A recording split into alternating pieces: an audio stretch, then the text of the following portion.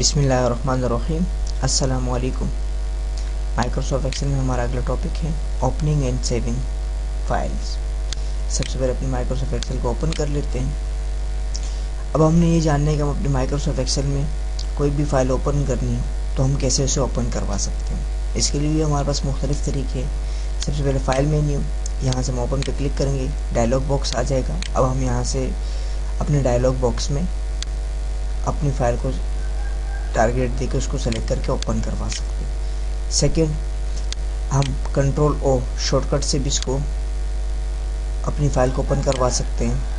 Third, हमारे पास standard tool bar में इसका बटन मौजूद है ओपन का, हम यहाँ से ओपन करवा सकते हैं। फोर्थ, हमारे पास टास्क पैन के अंदर ओपन का कमांड मौजूद है, इसकी मदद से हम किसी फाइल को ओपन करवा सकते हैं। अगला हमारे पास है सेव, तो हम फाइल मेन्यू में जाएंगे, यहाँ से सेव की कमांड पर क्लिक करेंगे तो हम अपनी फाइल को सेव कर सकते हैं किसी भी नाम से।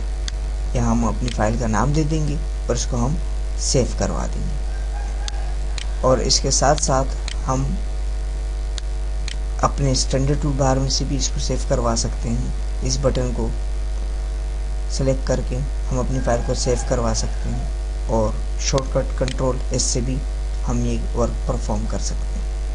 मिलते हैं अगले टॉपिक में। अल्लाह ने के बाद।